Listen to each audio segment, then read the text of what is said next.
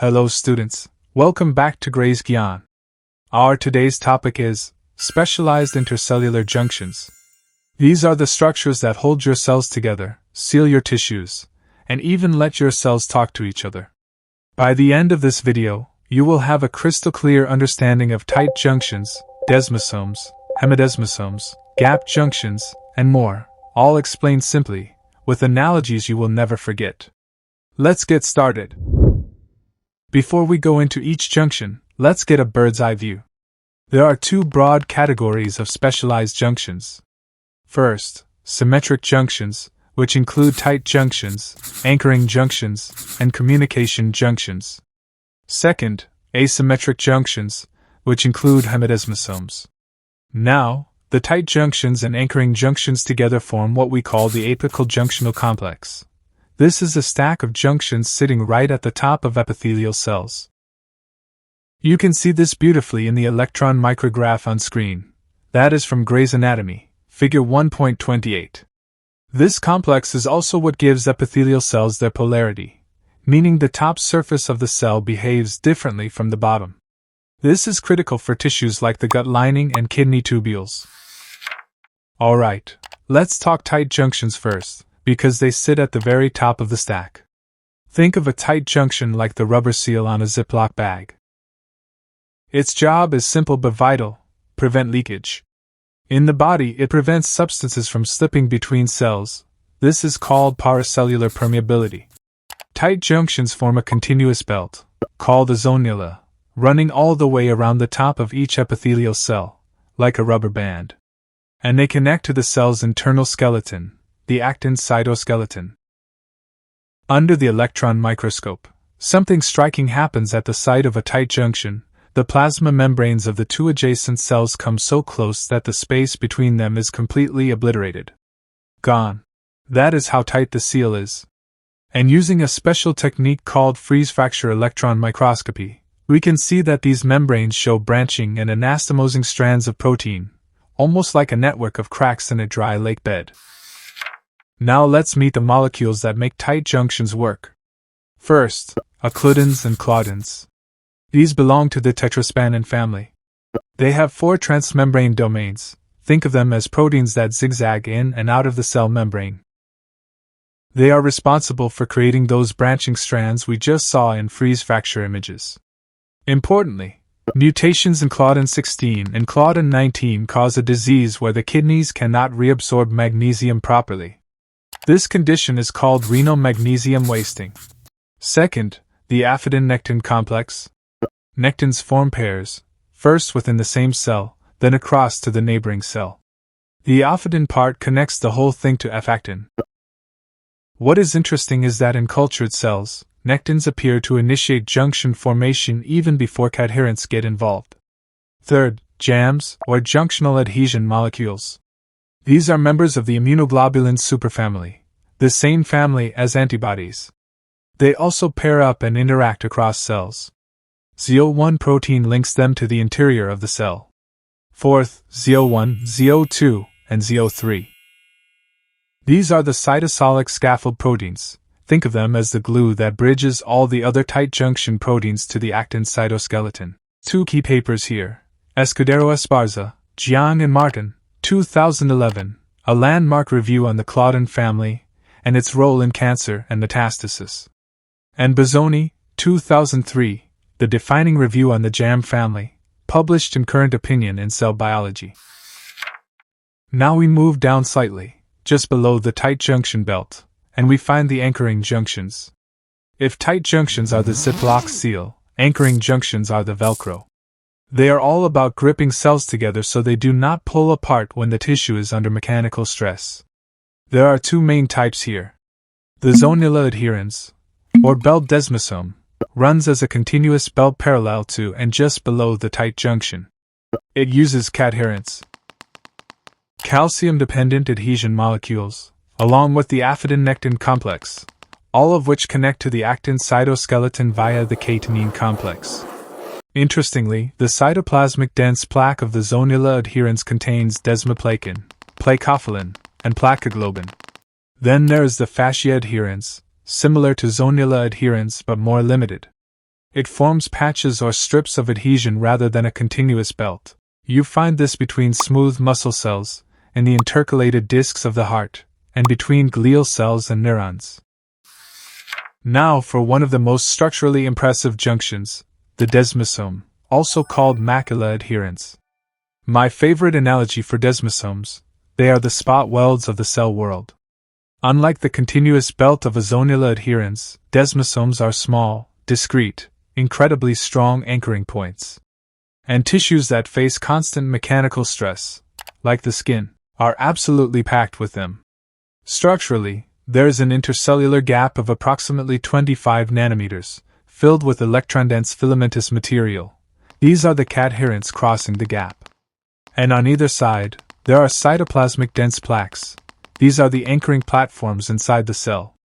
The adhesion molecules here are desmoglines and desmocolins, both calcium-dependent cadherents, but specific to desmosomes. Inside the cell, the dense plaque contains plakophilin, desmoplakin, and plakoglobin, and into this plaque, intermediate filaments are inserted. In skin epithelium, those are keratin filaments. In cardiac muscle, they are desmin filaments. Clinically, when the immune system mistakenly attacks desmogline proteins, you get pemphigus vulgaris, a serious blistering disease of the skin and mucous membranes. Now here is a junction that is a bit different, the hemidesmosome.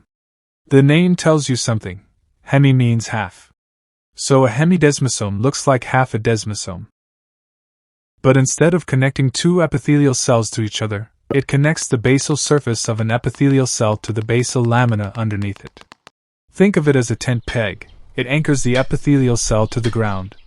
There is one crucial difference from desmosomes. Hemidesmosomes do not use cadherents. They use integrins, specifically integrin alpha 6 beta 4, along with anchoring filaments made of laminin 332, to grip the basal lamina.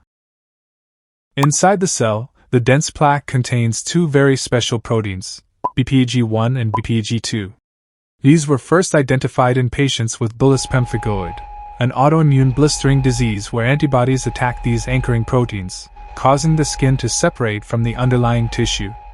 BPG2 is also known as collagen 17, because it has an extracellular collagenous domain. Into the cytoplasmic dense plaque, keratin filaments are inserted, interacting with a protein called plectin. Next, focal adhesion plaques. These are less structured than hemidesmosomes, but they work on a similar principle. The best analogy: imagine the suction cups on a moving octopus arm. They grip temporarily, release, and reattach constantly as the octopus moves. That is exactly what focal adhesions do for migrating cells. These are regions of local attachment between cells and the extracellular matrix. They sit at or near the ends of actin stress fibers. Those are thick bundles of actin that run through the cell. The connection goes: stress fibers, intermediary proteins, cytoplasmic domains of integrins, extracellular matrix components like collagen. They are usually short-lived. They form and break apart rapidly as the cell moves. This is not a flaw. It is exactly the point.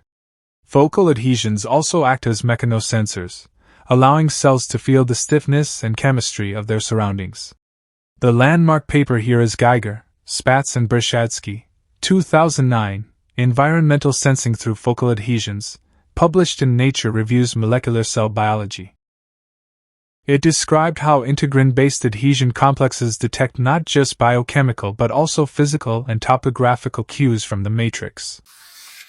And now for the most unique junction of all, gap junctions, also called communicating junctions. The analogy here: gap junctions are like phone lines between cells. They allow ions, nutrients, and signaling molecules to pass directly from one cell to the next. No exocytosis, no receptors, just a direct channel. Structurally, they look similar to tight junctions in cross-section, but there is a key difference.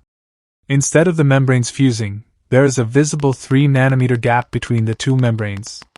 Bridging this gap are clusters of transmembrane channels called connexins. Each connexon is made of a ring of 6 connexin proteins. When a connexon in one cell aligns perfectly with a connexon in the neighboring cell, they create a tiny central pore, and through that pore, molecules can pass freely. Thousands of these connexins are often packed together in hexagonal arrays. These are visible as plaques under the electron microscope, and you can see one beautifully in panel D of our electron micrograph. Gap junctions are found in hepatocytes of the liver, smooth muscle cells, and cardiac myocytes, anywhere you need coordinated electrical or chemical signaling across a tissue. In the heart, they are what allows the electrical signal to sweep across millions of cells almost simultaneously. Take a moment to look at this molecular diagram.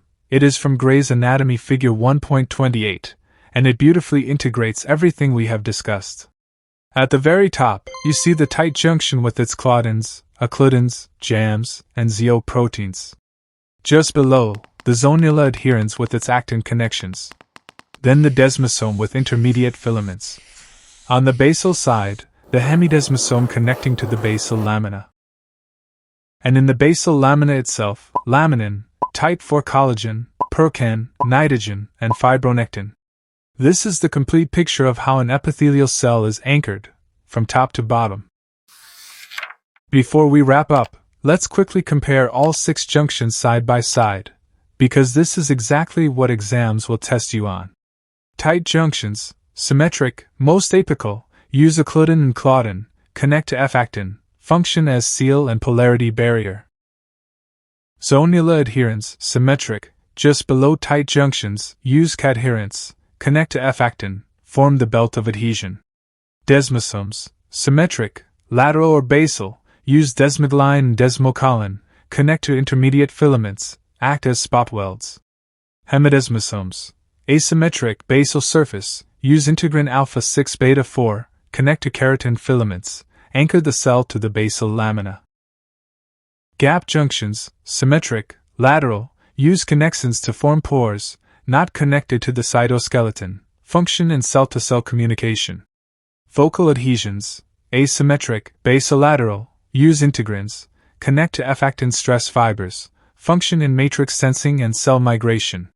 Take a screenshot of this slide, it will save you in the exams. All the content in this video is rooted in Gray's Anatomy, supported by 3 key research papers. Paper 1, Escudero Esparza, Gyaan and Martin, 2011. A comprehensive review of the Claudin protein family and its involvement in cancer metastasis. It also highlighted the clinical significance of Claudin 16 and Claudin 19 mutations in renal magnesium wasting. Paper 2, Bozzoni, 2003, the foundational review of junctional adhesion molecules, published in Current Opinion in Cell Biology, Volume 15, pages 525 to 530. Paper 3, Geiger, Spatz and Bershadsky, 2009, a landmark paper on focal adhesions as environmental sensors, published in Nature Reviews Molecular Cell Biology, Volume 10, pages 21 to 33.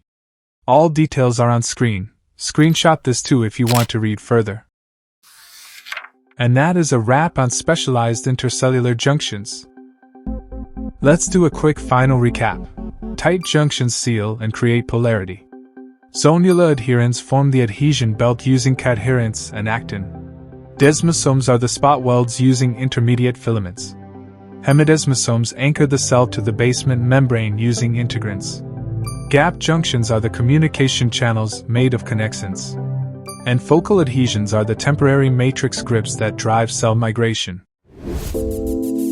If this video helped you, please hit the like button, share it with your study group, and most importantly, subscribe to Gray's Gyaan so you never miss an episode.